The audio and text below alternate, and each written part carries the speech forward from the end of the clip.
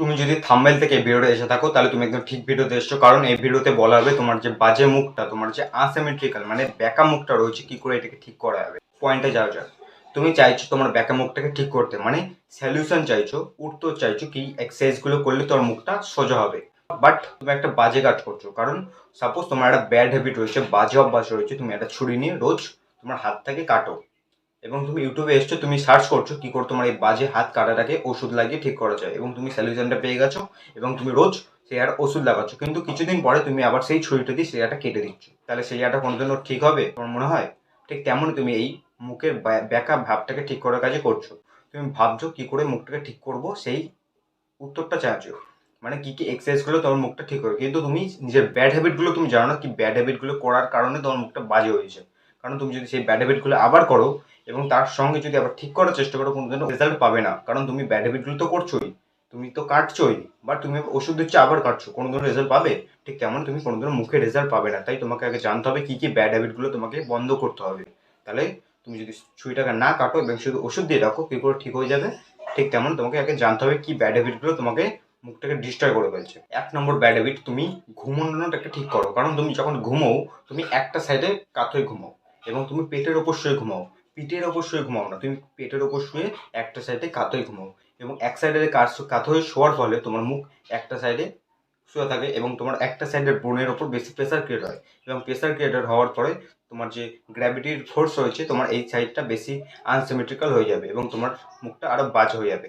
এবং 2 নম্বর পয়েন্ট, তোমার মাউথ ব্রিদিংটাকে বন্ধ করতে হবে। তুমি যদি নিজের মুখ থেকে শ্বাস নিয়ে থাকো তাহলে সেটাকে বন্ধ করতে হবে, সেটাকে ডেঞ্জারাস, তোমার পুরো জলাইনটা ডিস্ট্রয় হবে এবং তোমার মুখটা আনসিমেট্রিক্যাল হবে। 3 নম্বর, তুমি যদি তোমার জিভটাকে ঠিক পোস্টারে না থাকো, তোমার একটা ভালো পোস্টার না মেনটেন করো, মিম না করো, তাহলে তোমার মুখ আনসিমেট্রিক্যাল হবে। তুমি যদি নিজের জিভটাকে কোনো একটা দাঁতের মধ্যে প্রেসার ক্রিয়েট করো বা অন্য পোস্টারে রাখো তাহলে তোমার মুখ আনসিমেট্রিক্যাল হবে। এবং 4 নম্বর, তুমি যদি নিজের নেক মানে গলাটাকে যদি একদম বাজে পোস্টারে রাখো, ব্যাড পোস্টারটা এমন, তোমরা এখন মোবাইল দেখছো, মোবাইল দেখার ফলে তুমি মোবাইলটা থাকে এরম ভাবে, বুঝতে পারছো, এরম এরম না, পুরো এরম সামনের দিকে এরম বেরিয়ে আছে, তোমার এই পোস্টারটাকে অ্যাভয়েড করতে হবে। এই সলিউশনটা তোমাকে পরে বলছি। 5 নম্বর, তুমি যদি একদিকে চুইং করে থাকো, তুমি চুইংগাম খাও, তো তুমি যদি একদিক থেকে চুইংগাম খাও বা নিজের যে হার্ড ফুডগুলো বাড়ির যে খাবার খাও, ভাত ভাত খাও, তো সে যদি একদিক থেকে চিবো তাহলে তোমার মুখ আনসিমেট্রিক্যাল হবে, বা তুমি যদি নিজের নোখকে একদিক থেকে কামড়াও তাহলে তোমার এই মাসেলটা বেশি ট্রেন হবে, এই মাসেলটা কম ট্রেন হবে।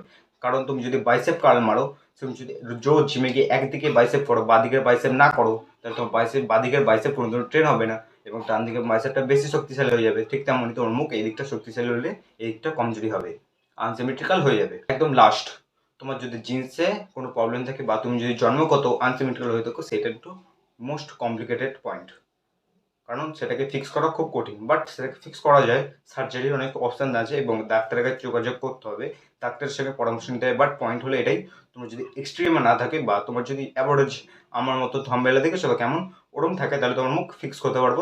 তুমি কয়েক মাসের মধ্যে তোমার রেজাল্ট পেয়ে যাবে। একটু লং টার্ম পোস্টার হতে পারে, বাট তোমার মুখটা ঠিক হয়ে যাবে। তাহলে এর সলিউশনের দিকে যাওয়া যাক। তুমি নিজের প্রবলেমটাকে বুঝতে পেরেছো এবং তুমি ব্যাড হ্যাবিটগুলো যেগুলো বন্ধ করবে সেগুলো জানতে পেরেছো এবং যে গুড হ্যাবিটগুলো অ্যাপ্লাই করবে তোমার একটা বাজে থেকে ভালো করার জন্য, সেগুলো হলো 1 নম্বর, তোমাকে বলেছিলাম ঘুমানোর সময় তোমাকে পিঠের ওপর শুতে হবে, মানে মাথাটাকে এরম থাকবে, এরম সাইড দিকে না, পুরো এরম পিঠের ওপর শুতে হবে, পিঠের ওপর শুতে হবে, বুঝতে পেরেছো? পুরো এরম সোজা চিনটাক পজিশনে, এরম চিনটাক পজিশনে চিনটাকে আসবো, কিন্তু তোমাকে পুরো পিঠের ওপর শুতে হবে এবং মাউথ ব্রিদিং বন্ধ করতে হবে। তুমি যদি ঘুমিয়ে থাকো এবং তুমি যদি ঘুমোতে ঘুমোতে মাউথ ব্রিদিং করো, তুমি তো বুঝতে পারবে না।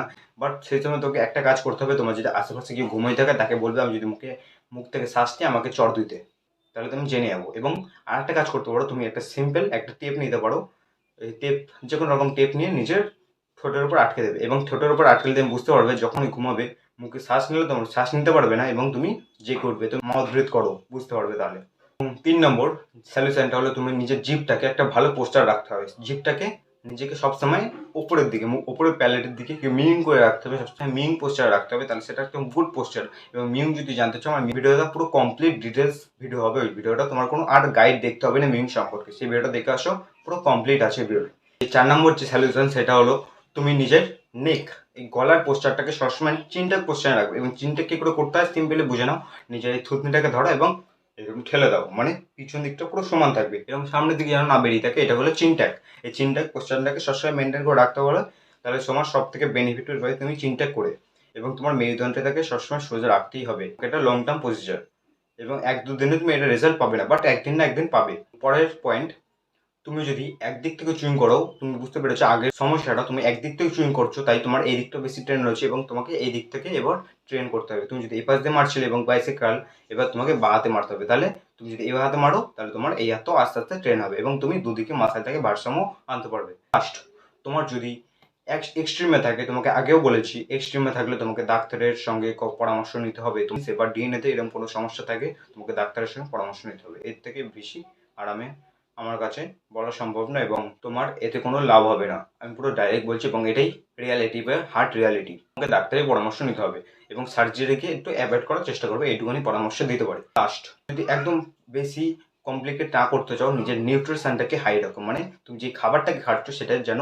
প্রোটিন ইনটেক, ক্যালোরি ইনটেক পুরো একদম ভালো থাকে। কারণ তুমি যদি এটা রাখো এবং তুমি যে ব্যাড হ্যাবিটগুলো কাট আপ করো, এগুলো না করেও নিজের মুখটাকে বেটার করতে পারবে, এবং তোমার মুখ অটোমেটিক তোমার যে কেটে যাওয়ার পরে তুমি যদি এটাকে ওষুধ নাও দাও, তোমার বডি একা একা রিকভার করে নেয়। দেখো তো, কোনো জায়গায় কেটে গেলে তুমি যদি ওষুধ নাও দাও, একা একা রিকভার করে। ঠিক তেমন তুমি যদি নিজের বডিকে সঠিক নিউট্রিশন দাও, তুমি যদি নিজের মুখে এরকম ভালো অভ্যাসগুলো না করো, ব্যাড হ্যাবিটগুলো বন্ধ করে দাও, তাহলে তোমার মুখ একা একাও ঠিক করে নেবে নিজেকে। তুমি যদি নিজের নিউট্রিশনকে হাই রাখো, এবং এটাকে পজ করো এবং স্ক্রিনশট নিয়ে নাও এই কটা এক্সারসাইজ, এগুলো অ্যাপ্লাই করো নিজের লাইফে এবং নিজের ফেসে।